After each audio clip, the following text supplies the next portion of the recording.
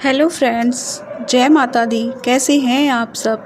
तो चलिए फ्रेंड्स, आज हम दुर्गा सप्तशती का अष्टम अध्याय शुरू करते हैं। रक्त बीज वध। मैं अणिमा आदि सिद्धिमयी किरणों से आवृत भवानी का ध्यान करता हूँ। उनके शरीर का रंग लाल है, नेत्रों में करुणा लहरा रही है तथा हाथों में पाश, अंकुश, बाण और धनुष शोभा पाते हैं। ऋषि कहते हैं, चंड और मुंड नामक दैत्यों के मारे जाने तथा बहुत सी सेना का संहार हो जाने पर दैत्यों के राजा प्रतापी शुंभ के मन में बड़ा क्रोध हुआ और उसने दैत्यों की संपूर्ण सेना को युद्ध के लिए कूच करने की आज्ञा दी। वह बोला, आज उदयुद्ध नाम के 86 दैत्य सेनापति अपनी सेनाओं के साथ युद्ध के लिए प्रस्थान करें। कंबू नाम वाले दैत्यों के 84 सेनानायक अपनी वाहिनी से घिरे हुए यात्रा करें। 50 कोटि वीर्य कुल के और 100 धूम्र कुल के असुरों ने सेनापति से मेरी आज्ञा से सेना सहित कूच करे। कालक, दोहार्द, मौर्य और काल के असुर भी युद्ध के लिए तैयार हो मेरी आज्ञा से तुरंत प्रस्थान करें। भयानक शासन करने वाला असुर राज शुंभ इस प्रकार आज्ञा दे सहस्त्रों बड़ी बड़ी सेनाओं के साथ युद्ध के लिए प्रस्थित हुआ। उसकी अत्यंत भयंकर सेना आती देख चंडिका ने अपने धनुष के टंकार से पृथ्वी और आकाश के बीच का भाग गुंजा दिया। राजन, तदंतर देवी के सिंह ने बड़ी जोर जोर से दहाड़ना आरंभ किया। फिर अंबिका ने घंटे के शब्द से उस ध्वनि को और भी बढ़ा दिया। धनुष के टंकार, सिंह की दहाड़ और घंटे की ध्वनि से संपूर्ण दिशाएं गुंजा उठी। उस भयंकर शब्द से काली ने अपने विकराल मुख को और भी बढ़ा लिया था। इस प्रकार से वो विजयनी हुई।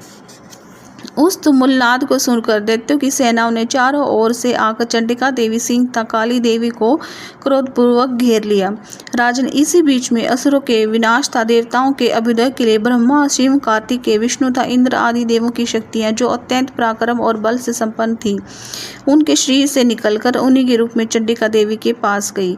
जिस देवता का जैसा रूप, जैसी वेशभूषा और जैसा वाहन है, ठीक वैसे ही साधन से संपन्न और उसकी शक्ति असुरों से युद्ध करने के लिए आई। सबसे पहले हंस युक्त विमान पर बैठी हुई अक्षसूत्र और कमंडलों से सुशोभित ब्रह्मा जी की शक्ति उपस्थित हुई, जिसे ब्रह्माणी कहते हैं। महादेव जी की शक्ति वृषभ पर आरूढ़ हो, हाथों में श्रेष्ठ त्रिशूल धारण के, महानाग का कंकण पहने, मस्तक में चंद्र रेखा से विभूषित हो वहां आ पहुंची। कार्तिकेय जी की शक्ति जगदम्बिका उन्हीं का रूप धारण किए श्रेष्ठ मयूर पर आरूढ़ हो, हाथ में शक्ति लिए दैत्यों से युद्ध करने के लिए आई। इसी प्रकार विष्णु की शक्ति गरुड़ पर विराजमान हो, शंख, चक्र, गदा, सागर, धनुष था खड्ग हाथ में लिए वहां पर आई। अनुपम यज्ञवारा का रूप धारण करने वाली श्रीहरि की जो शक्ति है, वह भी वारा श्री धारण करके वहां उपस्थित हुई। नारसिंह की शक्ति भी नरसिंह के समान शरीर प्रधान करके वहां आई। उसकी गर्दन के बालों के झटकों से आकाश के तारे बिखरे पड़ते थे। इस प्रकार इंद्र की शक्ति वज्र हाथ में लिए गजराज ऐरावत पर बैठकर आई।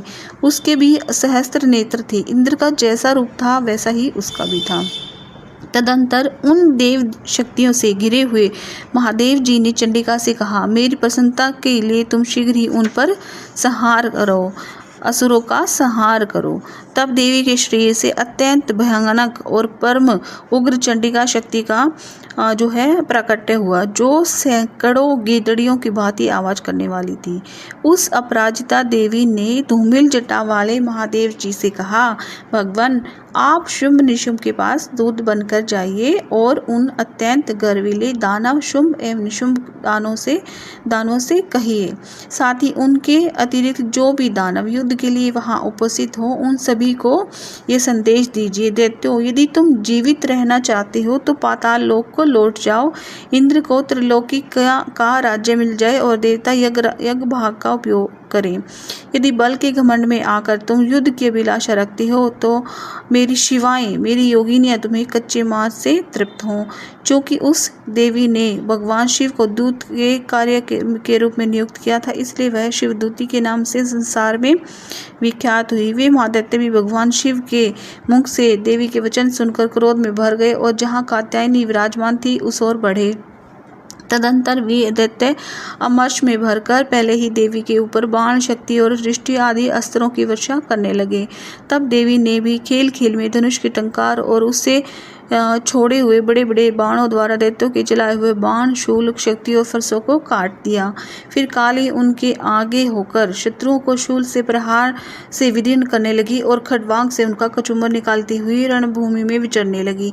ब्राह्मणी भी जिस ओर दौड़ती उसी ओर अपने कमंडलों का जल छिड़ककर शत्रुओं के ओज और पराक्रम को नष्ट कर देती। माहेश्वरी ने त्रिशूल से तथा विष्णु ने चक्र से और अत्यंत क्रोध में भरी हुई कुमारी कार्तिकी की शक्ति से दैत्यों का संहार आरंभ किया। इंद्र शक्ति के वज्र प्रहार से विदीर्ण हो सैकड़ों दैत्य दानव रक्त की धारा बहाते हुए पृथ्वी पर सो गए। वाराही शक्ति ने कितनों को अपने थुथुन की मार से नष्ट कर दिया। दाढ़ी के अग्रभाव से कितनों की छाती छेद डाले था। कितने ही दैत्य उसके चक्र की चोट से विदीर्ण होकर गिर पड़े। नारसिंह भी दूसरे महादैत्यों को अपने नखों से विदीर्ण करके खाती और सिंहनाद से दिशाओं एवं आकाश को गुजाती हुई युद्ध क्षेत्र में विचरने लगी। कितने ही असुर शिवदूती के प्रचंड अट्टहास से अत्यंत भयभीत हो पृथ्वी पर गिर पड़े और गिरने पर उन्हें शिवदूती ने उसे अपना उस समय ग्रास बना लिया। इस प्रकार क्रोध में भरे हुए मातृगणों को नाना प्रकार के उपायों से बड़े बड़े असुरों का मर्दन करते हुए देख दैत्य सैनिक भाग खड़े हुए।